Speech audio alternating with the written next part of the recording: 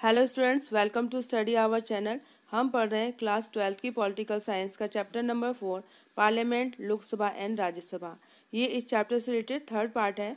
इससे related 2 part हम complete कर चुके हैं, जिसमें हमने पार्लियामेंट और राज्यसभा को डिस्कस किया था। वीडियो के इस पार्ट में हम लोकसभा को डिस्कस करेंगे। तो जैसा कि आर्टिकल 79 में डिस्क्राइब है कि हमारी जो इंडियन पार्लियामेंट है that is constituted by the 2 houses, Lok Sabha and Rajya Sabha, and the president is the integral part of the parliament. यानी 2 हाउस लोकसभा और राज्यसभा से मिलकर हमारी पार्लियामेंट बनती है, और जो प्रेसिडेंट होते हैं वो इंटीग्रल पार्ट होते हैं हमारी पार्लियामेंट का, और ये डिफाइंड है आर्टिकल 79 में।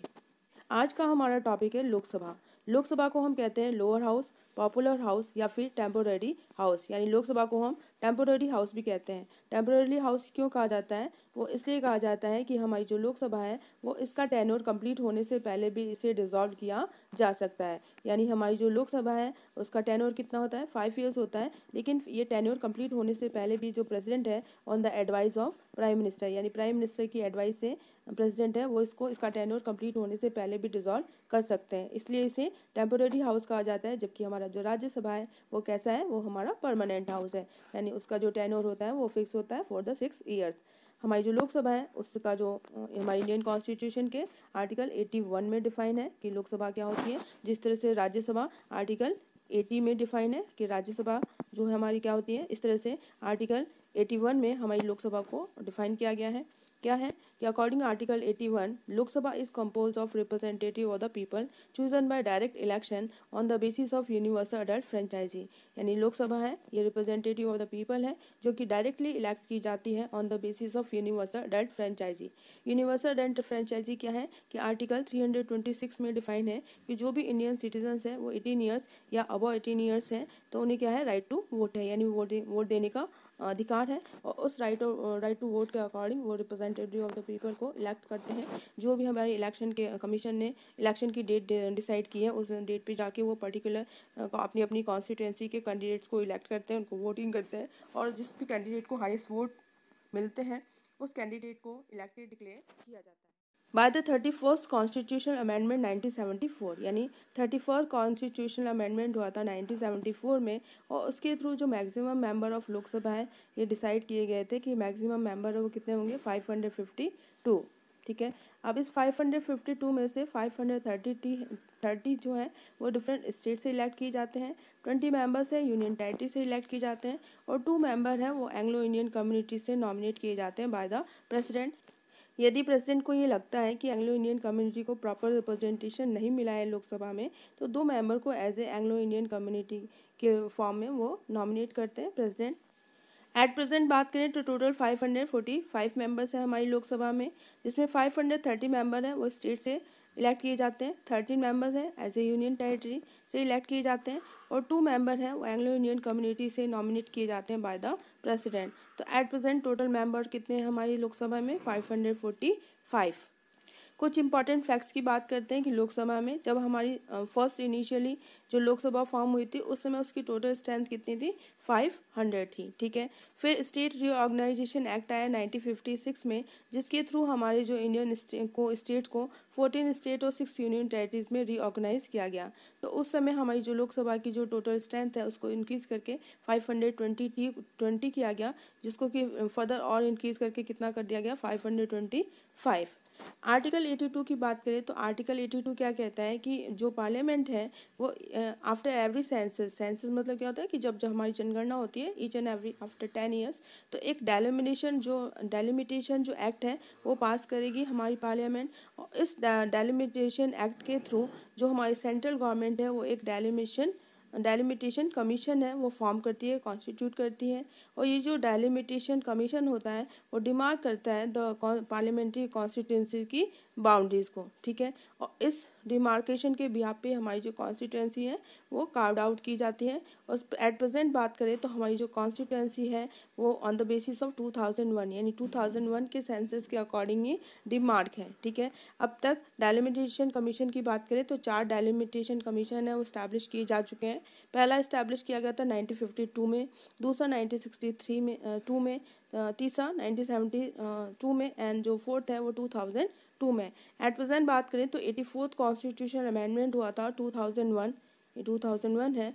उसके अकॉर्डिंग जो मैक्सिमम मेंबर ऑफ लोकसभा है वो कितने होंगे 552, और ये कब तक रहेंगे टिल द डे 2026, यानी 26 के बाद फिर से हमारी कॉन्स्टिट्यूंसी को डिमार्क किया जाएगा या नहीं किया जाएगा, जो भी अमेंडमेंट करके इसको आगे फर्दर इंक्रीज़ किया जाएगा। ठीक है, तो अभी एट प्रेजेंट बात करें तो 2026 तक हमारी जो मैक्सिमम मेंबर ऑफ लोकसभा है या मैक्सिमम जो हमारी स्ट्रेंथ है लोकसभा की वो कितनी हो सकती है 552। तो जैसा कि हम जानते हैं कि हमारी जो लोकसभा है या राज्यसभा है उसके जो नंबर ऑफ मेंबर्स हैं उसका जो डिटर्मिनेशन है वो किसके थ्रू किया जाता है, through the population.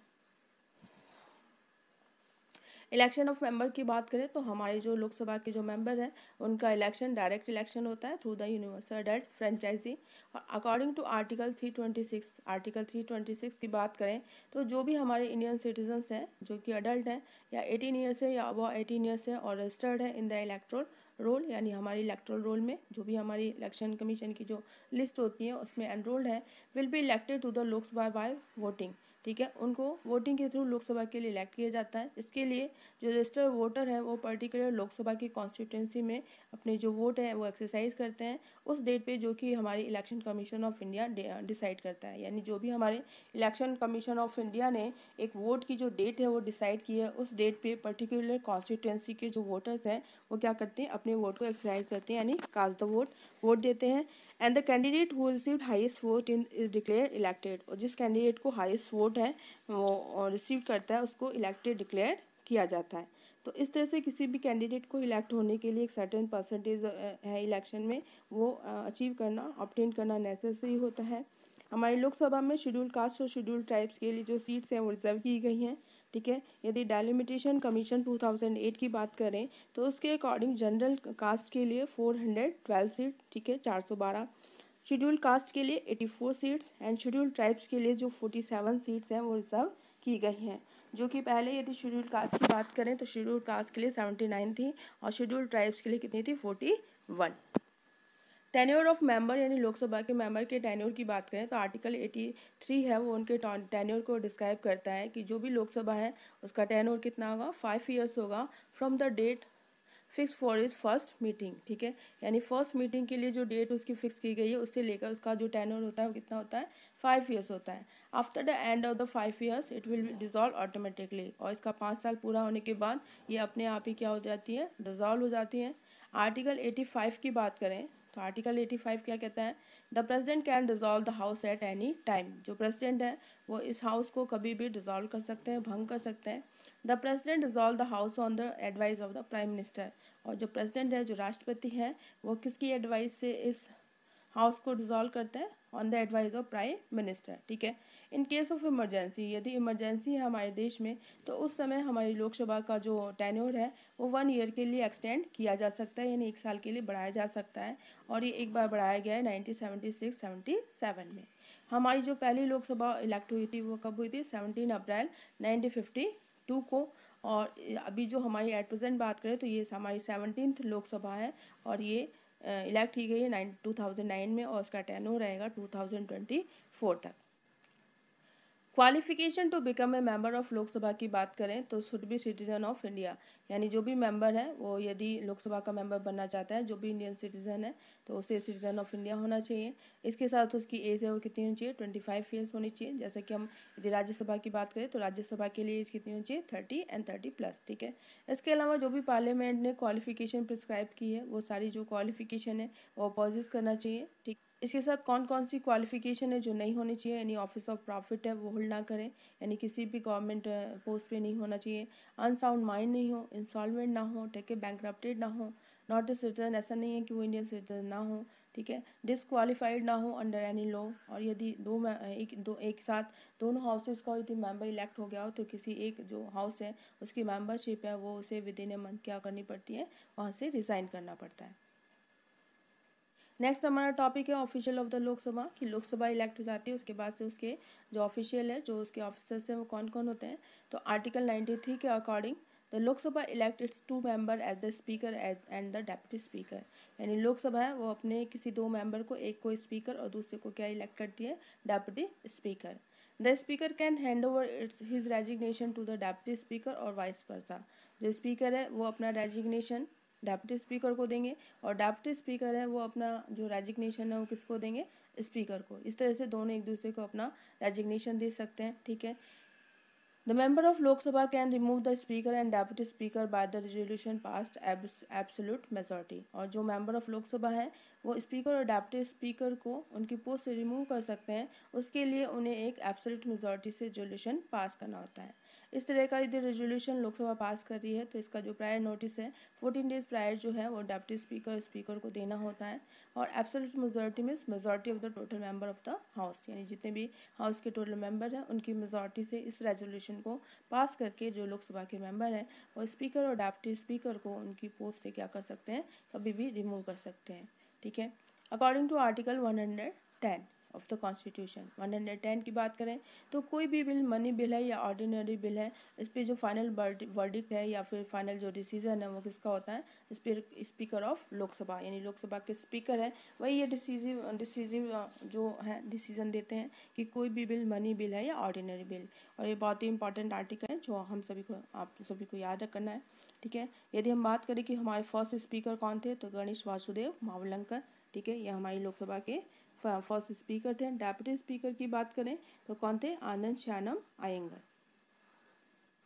Function of the official of Lok Sabha की बात करें तो जो भी हमारे ऑफिशियल हैं स्पीकर एंड डेप्यूटी स्पीकर, तो स्पीकर हमारी मीटिंग लोकसभा की मीटिंग को प्रिसाइड करते हैं, इसके साथ इसका जो फंक्शंस है उसकी जो प्रोसीडिंग है उसको स्मूथली कंडक्ट करवाते हैं।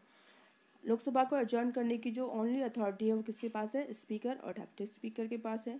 इसके अलावा जितने भी मेंबर्स होते हैं लोकसभा के, इवन गवर्नमेंट मेंबर्स और मिनिस्टर भी उनको क्या करते हैं, ऑबे करते हैं। तो these are the function of the official of the Lok Sabha. तो स्टूडेंट्स ये था आज का हमारा topic related to Lok Sabha. I hope आपको ये टॉपिक समझ में आया होगा। फिर भी यदि इस टॉपिक से रिगार्डिंग आपकी कोई प्रॉब्लम्स हो, कोई डाउट्स हो, कोई क्वेरीज हो तो आप कमेंट बॉक्स में कमेंट करके मुझसे पूछ सकते हैं। I will try to sort out your problem. And if you like the video please like share and subscribe. Thank you for watching the video. तो मिलते हैं हमारी नेक्स्ट ऑनलाइन क्लास में एक नए टॉपिक के साथ। Thank you very much.